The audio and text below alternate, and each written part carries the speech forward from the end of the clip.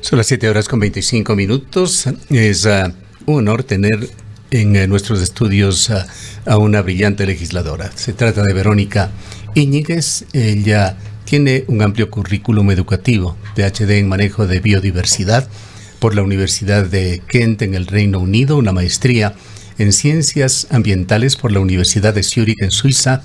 Es especialista en liderazgo, cambio climático y ciudades por la Flaxo de Ecuador. Ingeniera en gestión ambiental. Verónica, bienvenida.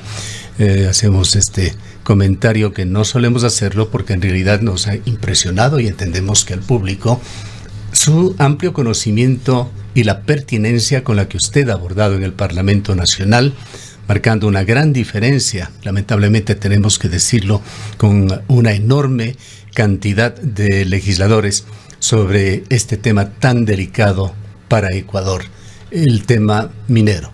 La ley que es ya parte del cuerpo jurídico de Ecuador, que se encuentra impugnada por 22 demandas constitucionales. Hablemos inicialmente del tema de las demandas. ¿Qué conoce usted? ¿Qué expectativas se tiene sobre la Corte Constitucional? Y entraremos luego en materia. Muy buenos días, Gustavo, Rosana, qué gusto poder compartir aquí este espacio. Para mí realmente es un honor visitar por primera vez aquí Antena 1 y también muy gustosa de poder conversar con algo que es tan esencial para la ciudadanía, a quien también extiendo un cariñoso saludo. Vayamos al tema de la ley minera. Se espera que la Corte Constitucional se pronuncie en algún momento. Entendemos que está atosigada no solamente de estas demandas, sino otros temas, cada uno de ellos muy importantes para el país. Pero empecemos analizando un poquito que fue proyecto y que hoy es ya ley de la República con respecto a la minería y los proyectos eléctricos en Ecuador. Y empecemos por uno de los temas más polémicos, confusos, incluso por versiones que se han dado por parte de ADN y de algunos de sus portavoces, el tema de las licencias ambientales y la nueva figura que se propone en este proyecto. En efecto, Gustavo, hemos escuchado que ha habido una intención detrás de desmontar lo que dice este proyecto de ley, y creo que lo mejor que podemos nosotros aportar dentro de este proyecto y de su debate, bueno, ya no es un proyecto, es una ley. Claro. El debate es decir lo que menciona claramente la ley. Es por eso es que yo la he traído incluso impresa, para no dar cabida a ninguna duda, ni tampoco dejar libre a las interpretaciones, sino más bien decir claramente lo que significa, ¿no? Entonces, justamente usted mencionaba sobre el tema del licenciamiento, y yo creo que para esto es importante ver lo que decía antes el artículo 26, y con esto creo que se va a entender mucho mejor. En el artículo 26, en el numeral A, habla claramente y decía expresamente en la antigua ley minera que del Ministerio del Ambiente la respectiva licencia ambiental debidamente otorgada, ¿sí? Es decir, que hablaba del otorgamiento de este tipo de permiso ambiental. Ha cambiado al artículo 26 a un numeral C, al numeral mismo A, en donde dice de la autoridad ambiental competente la correspondiente autorización administrativa ambiental de conformidad con el régimen y las etapas aplicables. Es decir, que cambió de licencia ambiental a lo que dice ahora autorización administrativa ambiental. Primero que nada, es importante hacer una aclaración aquí. Nosotros no sabemos qué es una autorización ambiental, porque la legislación ambiental que norma en el Ecuador, existen tres tipos de permisos, que son el registro, el certificado y la licencia ambiental. Cada una entregada dependiendo del tipo de obra, actividad o proyecto, siendo la licencia ambiental la que aplica para aquellos proyectos de mayor impacto, ¿sí? Y esta es la que aplica justamente para la exploración avanzada dentro de la minería.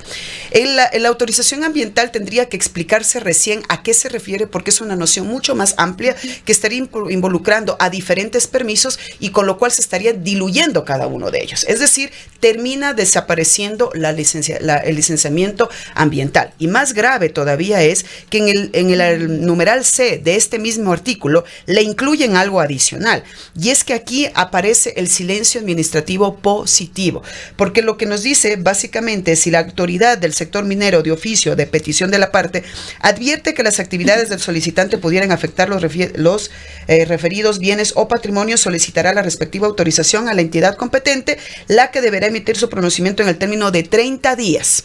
Si no están los 30 días, lo que hacen simplemente es por el tiempo permitir que la actividad continúe, aún a estas altas como asambleísta, aquí algo que sería importante añadir en esto es que además bajo amenaza prácticamente de que si el funcionario no atendió en este lapso de 30 días será sancionado. Esto contribuye con una presión más sobre quienes van a tener bajo su responsabilidad el revisar u otorgar o dar una respuesta sobre esta acción administrativa. Completamente de acuerdo, Rosana. El mismo literal se menciona específicamente, es expresa en decirlo, ¿no? De no hacerlo en ese lapso se entenderá que no existe oposición de impedimento para el inicio de actividades y el funcionario responsable será destituido. Eso dice claramente la ley. Entonces, fíjese todo ese rediseño que le hacen al licenciamiento ambiental. No solo desaparece el certificado, el permiso y la licencia ambiental, sino que además incluyen la figura de silencio administrativo y con una sanción directa hacia los funcionarios, cuando sabemos que la institución está completamente debilitada, el Ministerio del Ambiente está completamente debilitado, no cuenta ya con los técnicos suficientes y peor para tratar temas tan complejos como implica la actividad minera.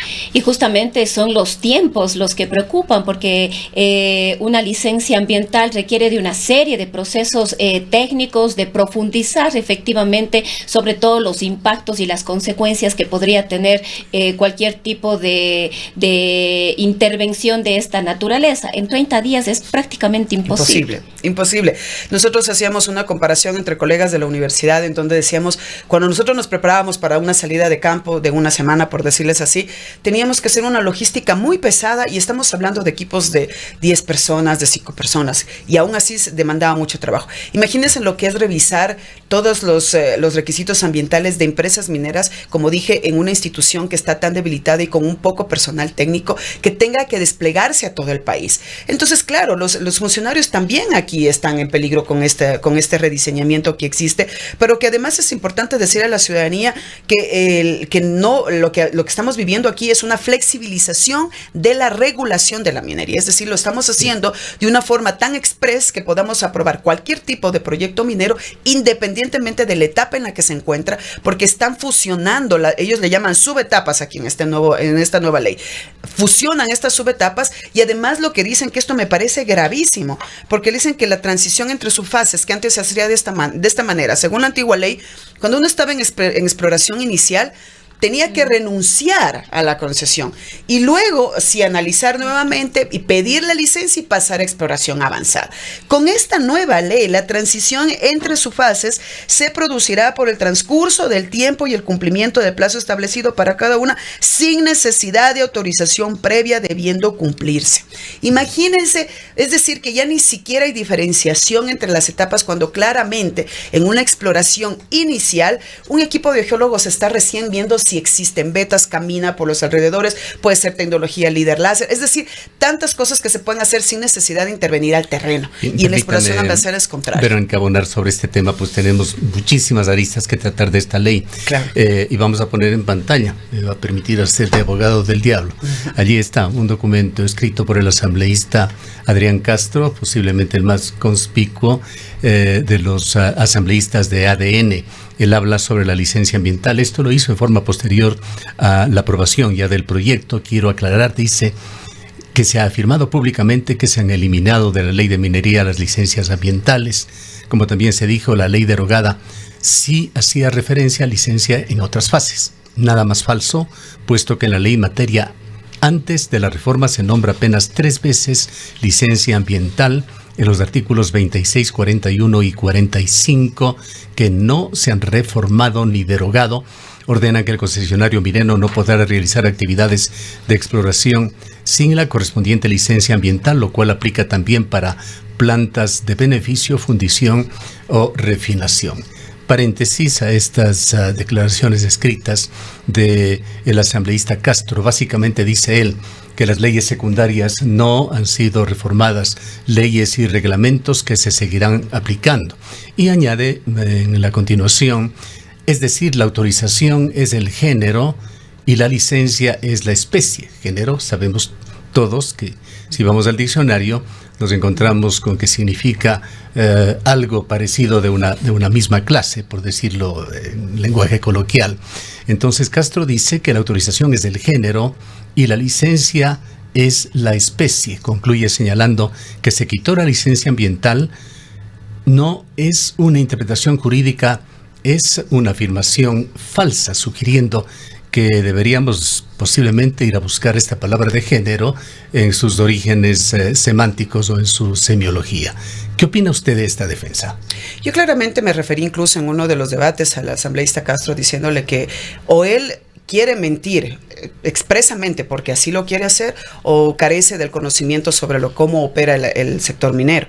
Lo que yo acabé de decirles es justamente lo que él menciona y que usted ha puesto en pantalla, es el artículo 26, que es lo que les decía, que en su artículo anterior, en el numeral A, habla de licencia ambiental y ahora en el artículo 26, en el numeral A, habla de la autorización administrativa ambiental. No son lo mismo, como les decía, en la normativa ecuatoriana, él tiene que también saber que nosotros tenemos un código orgánico ambiental, en donde justamente hay una, si quiere llamarlo así, no es una legislación secundaria, pero sí es la que norma. Y claramente ahí se habla de todas las actividades, obras y proyectos que requieren de una licencia ambiental. Además, el mismo Ministerio del Ambiente posee un catálogo de actividades de cada una, especificando, esta actividad requiere un permiso, esta actividad requiere un certificado, esta actividad requiere no es permiso, un registro, perdón, y esta una licencia. ¿Sí? Es decir, que lo que le pasa al asambleísta es que probablemente está hablando desde un sector que él desconoce, pero el Ministerio del Ambiente maneja muy bien sus bases de datos y conoce muy bien cuáles son las actividades sujetas a la diferenciación de cada uno de estos permisos.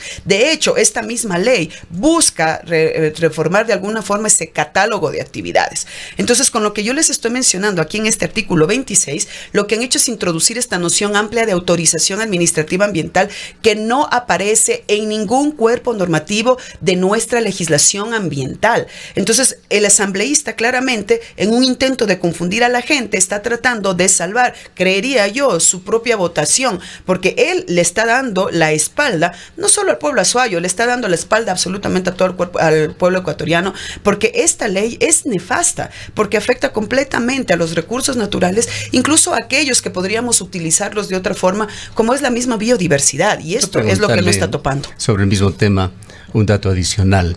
La ley aprobada es la Ley Orgánica para el Fortalecimiento de los Sectores Estratégicos de Minería y Energía. Ese es su nombre.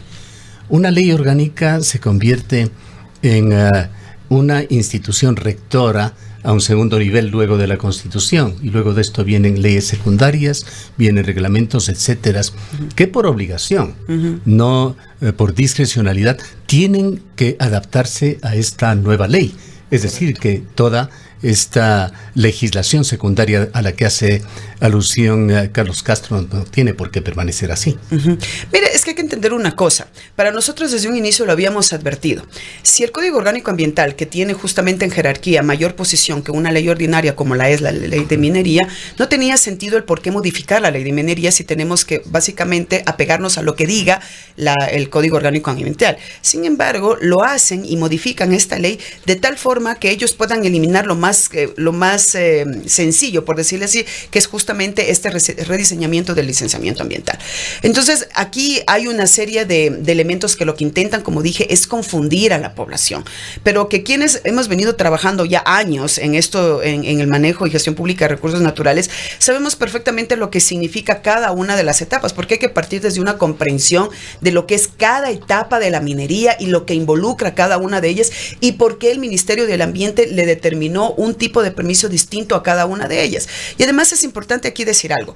Esta normativa no la generó un gobierno en particular. Estamos hablando de una serie de intentos y de esfuerzos legislativos que se fueron dando desde los años 90 aproximadamente hasta terminar en una constitución que le entregó los derechos a la naturaleza.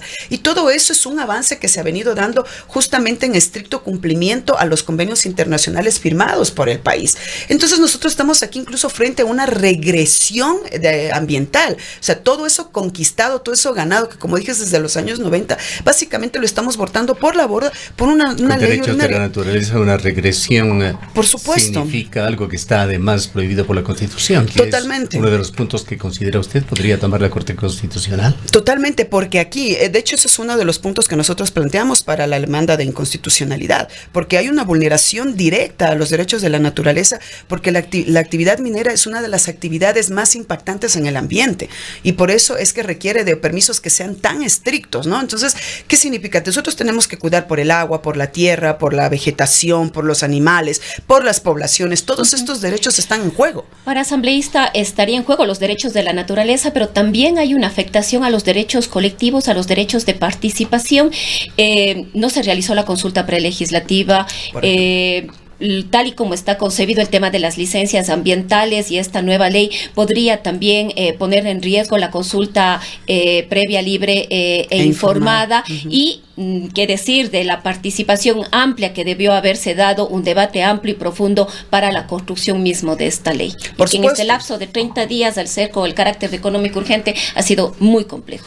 Por supuesto, de hecho la misma Constitución dice que cuando un cuerpo normativo va a afectar los derechos colectivos o los territorios, de inmediatamente tiene que abrirse un proceso de consulta prelegislativa, que en este caso no se dio, pese a todo lo que involucra esto, porque aquí estamos topando solo el tema de tratando de dar este balance, este contrapeso de lo que se está diciendo, y yo creo malintencionadamente desde parte del asambleísta Castro, pero sobre todo hay cosas mucho más de fondo que son mucho más graves, porque estamos hablando de la creación de clústeres mineros, de áreas mineras estratégicas, en donde se vulnera directamente los derechos de las poblaciones, incluidos de los mismos gobiernos autónomos descentralizados, porque básicamente pasan ellos a ejecutar las diferentes reglas de cómo manejar el suelo, cuando el uso del suelo es competencia exclusiva de los gobiernos autónomos descentralizados. Este es otro de los puntos muy, muy delicados de la ley, esa narrativa de seguridad que se inserta en la normativa extractiva mediante esta figura de clústeres o áreas mineras con protección de seguridad estratégica. ¿Qué conflicto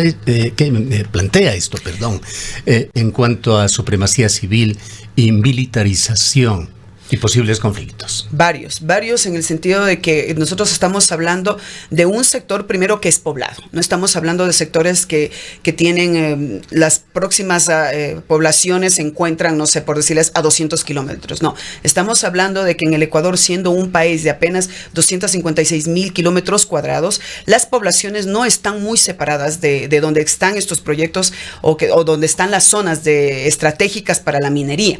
Entonces, cuando hay estas zonas, tenemos poblaciones a las que tenemos que consultar, y muchas de ellas, no muchas, todas pertenecen a algún nivel de administración política, es decir, o están en una parroquia, o están en un cantón, o están en una provincia, y por lo tanto tiene que haber una consulta directa con el gobierno autónomo que sea de competencia en ese sector. Con los clústeres mineros lo que hacen es justamente, primero el clúster sirve ¿para qué? Porque es el Estado el que tiene que construirle las vías, tiene que construirle gasolineras para que tengan el combustible, tiene que darles la distribución energética, y tiene además que darles la seguridad, todo con recursos del Estado, y encima ponen a la militarización detrás. ¿Para qué? Porque saben que va a haber conflictos, porque justamente lo que decía Rosana, el hecho de que no se consulte a la población va a desatar conflictos, y estos conflictos los pretenden apagar con la presencia de las Fuerzas Armadas. Entonces es tener una seguridad privada pagada por el Estado para esto. Que esa parte es exclusivamente contra delincuentes. Por supuesto, porque las Fuerzas Armadas, según nuestra Constitución, están ahí para proteger a la población y las fronteras. Entonces aquí lo que estamos viendo es una vez más el uso de las Fuerzas Armadas, como se ha venido haciendo ya desde el año 2024, para servir simplemente de guardias privados, y que tomar en cuenta que los militares no están formados para esa función. Y desde que empezó estos efectos de la militarización, ¿qué es lo que hemos tenido hasta ahora? Muertes forzadas, ejecuciones extrajudiciales. Es decir, esto es muy grave. Y además esto se suma a otras leyes que se pasaron también con carácter económico urgente, en donde también se busca criminalizar a los defensores de los territorios y de la naturaleza. Entonces todo viene conectado. Esto no es una ley que viene o que tenemos que analizarla por separado, sino que es parte de un camino que se viene allanando para facilitar una matriz completamente extractivista, que profundiza más bien el extractivismo en lugar de buscar otras opciones que permitan un desarrollo que sea mucho más armónico con la naturaleza. ¿Cómo se encuentra el tema de la resistencia social en Loja? Hablábamos recientemente con un luchador por el tema del agua y la minería, y él señalaba que Cuenca no es el único sitio en el cual existe una fuerte corriente en este tema. Hacíamos alusión a esto del quinto río. ¿Qué ha pasado en Loja? En Loja entendemos se tiene una situación parecida a la de Cuenca. Aquí en Cuenca solamente en el cantón Cuenca tenemos 46,000 hectáreas concesionadas a zonas mineras. Esto es increíble, pero se encuentra incluso allí el bosque de Mazán, un bosque protegido que ha sido un ejemplo no solamente para el Ecuador, sino para el mundo. Entendemos que Loja tiene alrededor de unas 16,000 hectáreas. Las empresas extranjeras que tienen concesión allá son en forma similar a la de aquí de Azuay, australianas, canadienses, chinas, y están interesadas en la explotación. Quizá el caso más notorio en Loja ha sido Fierro Urco. Cuéntenos un poco de cómo se vive allá esta situación. En efecto, la situación es la misma, ¿no? Estamos hablando de cómo opera la actividad minera, es exactamente igual. Yo he venido desde los 14 años metida en este tema y por eso sé que es como tener una receta de cómo van funcionando, ¿no? Entonces, obtienen primero el registro para hacer la exploración inicial, bueno, la prospección, luego de esto van a la exploración inicial, van hacia las poblaciones, empiezan a buscar dádivas para separar a la población porque saben que tienen que dividirla, incluso llegan a dividir a las familias, es decir, toman miembros de la misma familia a quienes les ofrecen uno que otro trabajos que son netamente manuales y de las primeras etapas de la minería, es decir, que ese trabajo se va luego a eliminar, por decirlo de alguna forma, porque no se necesita para el resto de las etapas mineras. Luego, cuando ya ven que pueden entrar, ya han dividido de alguna forma a la población, pasan a la siguiente fase, que es la fase de la exploración avanzada, en donde comienzan los verdaderos conflictos, porque en la exploración avanzada se necesita ya el ingreso de maquinaria, primero para aperturar vías. Esto es lo que ya desata muchos conflictos en la población, porque justamente ocurren en sitios en donde son de zonas críticas por ser zonas de recarga hídrica, que es el caso de Fierro Urco, es el caso de aquí de Loma Grande. Entonces, Loma Larga, perdón. Entonces, en estos lo que hacen es meter la maquinaria, hacen perforaciones en algunos sitios y la población sale a defender el territorio. Como ya están divididos, empiezan a haber estos conflictos entre ellos mismos, tiene que haber una intervención de la policía y bueno, y así es como se empiezan a generar todos estos problemas. Pero el de Fierro Urco, que se lo paralizó de alguna forma porque se fue a las cortes, lastimosamente el fallo provincial fue en contra de las poblaciones. De hecho, hubo, fíjese, personas de tercera edad presas, se les metieron presas porque estaban defendiendo los territorios y ellos decían que son terroristas, porque eso es lo que siempre, ese es el discurso que tienen ahí, ¿no? Y ahora está ya en la Corte Nacional, todavía a la espera de qué es lo que va a suceder, ¿no? Pero no es el único caso en el Parque Nacional Yacuri, porque también sucede esto. Una vez más, por el tamaño de nuestro país, obviamente las concesiones mineras siempre se van a traslapar con zonas protegidas o con zonas de recarga hídrica o de altamente sensibles para la biodiversidad. Y en el Parque Nacional Yacuri también fue así. Y es bonito escuchar noticias buenas porque en el Cantón Espíndola también hay un colectivo que también planteó una acción de protección y en este caso la han ganado. La ganaron para sacar a una empresa minera del Parque Nacional Yacuri, pero todavía, le están apelando ahora a la empresa minera y van a tener que seguir peleando. Y esto se repite a lo largo y ancho de todo el territorio nacional. Ahora, otro de los temas con los cuales se intenta justificar una ley de esta naturaleza es la necesidad de recursos. Se habla de que se busca destrabar una gran cantidad de licencias que están ahí detenidas y que eso implica recursos para el Estado ecuatoriano. ¿Cómo quedó mismo el tema de las regalías dentro de esta ley? ¿Y cuán real? Se dice que las comunidades serán ahora más favorecidas. Exactamente. Nada más lejano de la realidad y por varias cosas. Primero, vamos desde lo más grande, ¿no? La inversión minera. Solo hace 3 días el diario Primicia sacaba un reportaje en el que decía que el Ecuador está rankeado entre los peores países para la inversión minera. Y las razones por las que es de los peores países para la inversión minera es por la normativa ambiental, porque protege derechos de la naturaleza y los derechos colectivos, y por la falta de seguridad. ¿sí? Entonces, ahí ustedes entienden por qué hacen este tipo de ley. Porque dicen, a ver, primero vamos a flexibilizar la regulación y por otro lado les vamos a mandar las Fuerzas Armadas y de esta manera nosotros vamos a atraer las inversiones. Entonces, hasta ahí, ¿en qué pensamos? En la inversión, en lo que viene de afuera, pero seguimos sin pensar en la población. Luego, cuando vemos y decimos, ya bueno, vamos a darle el beneficio de la duda y que venga la inversión minera. ¿Cuánto es lo que recibe el país por inversión minera? Los minerales, a diferencia de los hidrocarburos, se comportan económicamente distinto. ¿Por qué? Porque los hidrocarburos están nacionalizados, los minerales no. Entonces, hay una normativa que nos dice que debería llegar al 50% al Estado, pero en la práctica, cada empresa minera solo puede darle al Estado entre el 3 y el 8% de las regalías. El 60% se lo lleva la empresa. ¿Sí? Entonces, la mayor cantidad de lo que se vaya a explotar ni siquiera se queda en el país. Se lo lleva la empresa, como dije, entre el 3 y el 8%. Y de ese 3 y 8%, 8 sería lo máximo, vamos a decir que es el 8.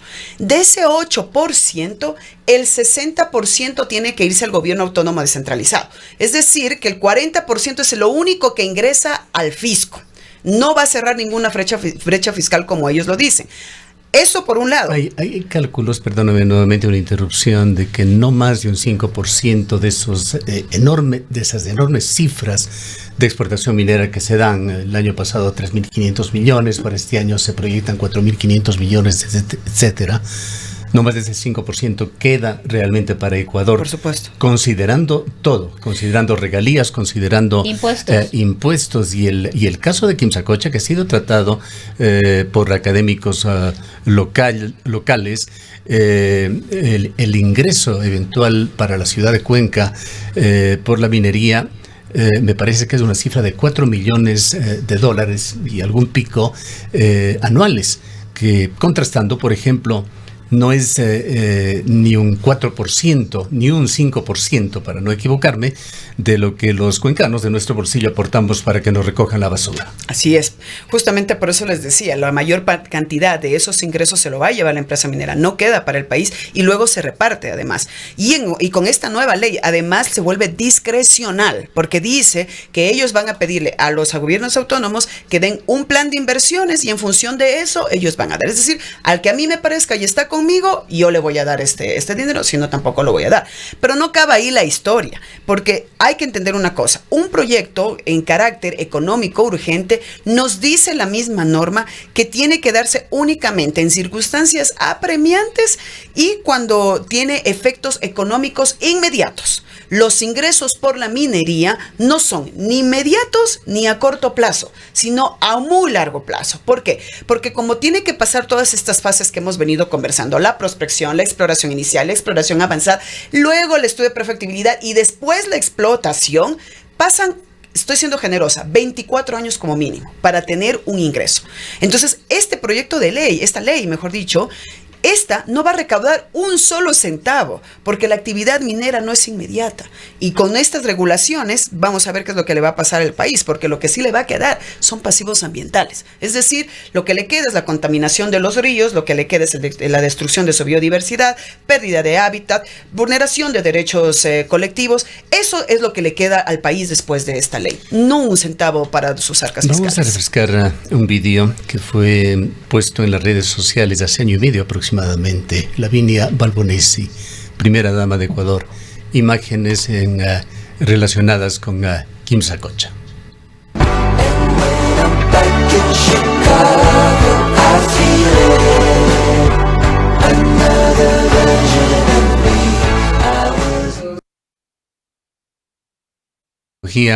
Se firmaba un acuerdo con DPM, antes Dundee Precious Metals, para comprometer fondos para su fundación social ANA.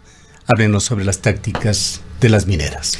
Fíjese, esto es algo que nosotros también lo hemos venido viendo en diferentes territorios. En la provincia de Loja también encontramos algo similar, no con la presencia de Lavinia Balbonesi, pero sí los logos de la empresa Dundee Precious Metals, incluso metida en los hospitales.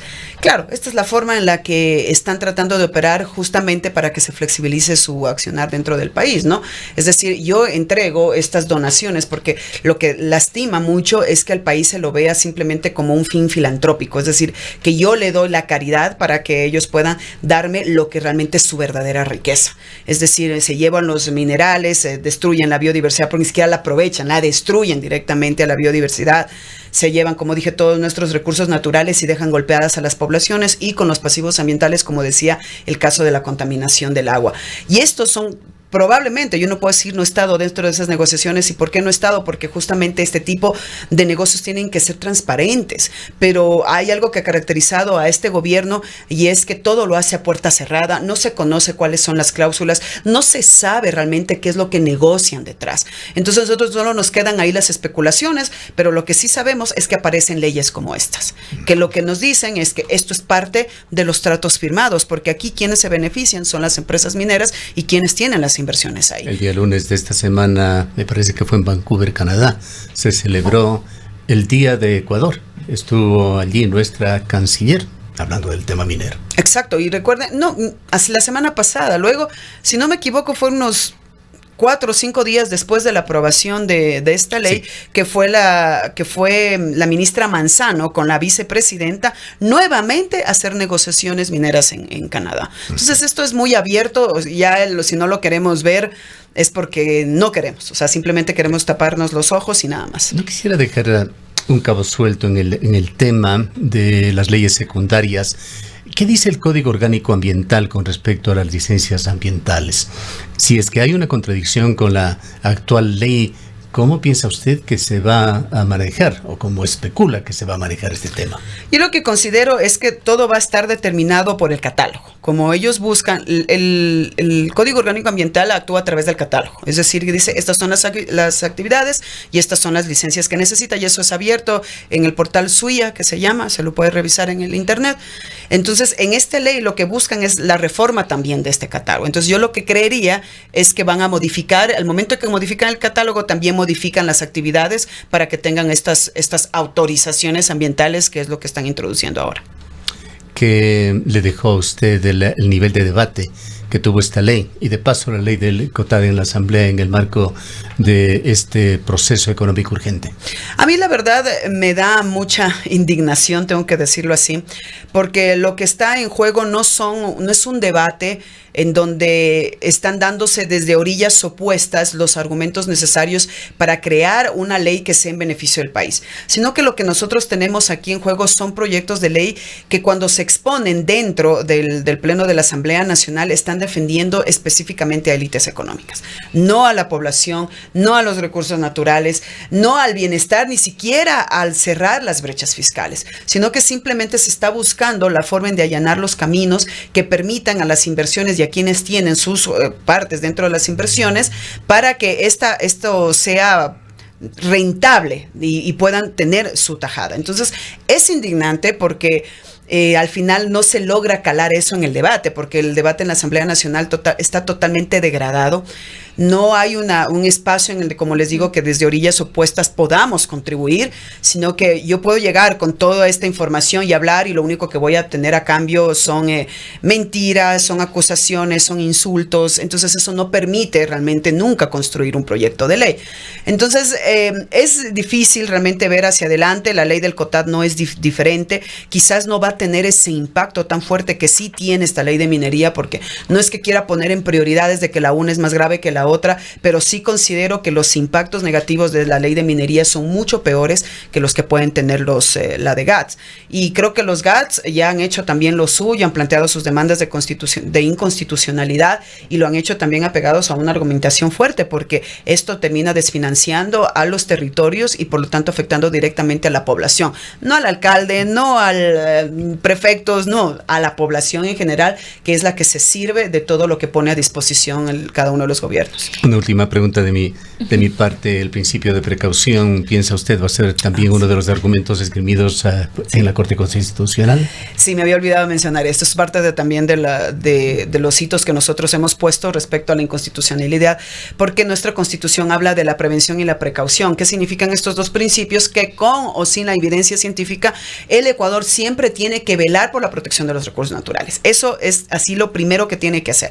Y justamente con estos proyectos, como con esta ley minera, se viola directamente estos dos principios, porque aquí, pese a que existe gran evidencia, porque no existe una sola evidencia científica en la que diga que la actividad minera no afecta al ambiente, más bien todo lo contrario, podemos aquí llenar la mesa de todos los estudios al respecto, y pese a eso le están beneficiando a la minería sobre los derechos de la naturaleza. Y quizás también ya para ir cerrando, la justificación de que es preferible o que siempre será mejor la minería legal, entre comillas, frente a la minería ilegal, y que lo que se necesita, incluso la justificación para esta intervención en estas zonas protegidas que se crearían con el respaldo de esta ley, es combatir la ilegalidad. Qué buena pregunta, gracias por recordármela, Rosana, porque en efecto muchos de los argumentos que se han levantado para defender esta ley es que va a combatir a la minería ilegal. Nada más, otra vez, lejos de la realidad. Esta ley, si ustedes la pueden leer de cabo a rabo, no habla nunca de combatir a la minería ilegal. Ellos lo que hablan simplemente es que con este proyecto de ley van a, como de paso, como decir, como un efecto colateral, van a eliminar la minería ilegal. Pero van a convertirla en una especie de transición en minería artesanal, por lo menos eso estaba en intenciones. Sí, pero es peor que esto, porque ellos toman el argumento de la minería ilegal, y el tema es que para la minería ilegal ahorita no necesitan una ley, lo que necesitan es actuar. El Ministerio del Ambiente, el Ministerio del Interior, la Presidencia de la República, todos tienen la potestad de actuar, tienen mapeado cuáles son los focos en minería ilegal, saben dónde está cada una de las aberturas, digámoslo así, de la minería ilegal. No necesitan una ley para actuar. Lo hicieron ya en Imbabura, en una suerte de ensayo bélico, fueron a botar misiles dentro de donde había la minería ilegal. Ellos lo que necesitan, si quisieran esto, es justamente poner dentro de este proyecto de ley inteligencia financiera para combatir a la minería ilegal, porque es una actividad ilícita. El tiempo se nos ha agotado. Queremos agradecerle mucho por su presencia. A usted, Gustavo, Rosana, un gusto poder haber compartido con ustedes el momento. Verónica Íñiguez es legisladora, ingeniera en gestión ambiental, tiene un PhD en manejo de biodiversidad.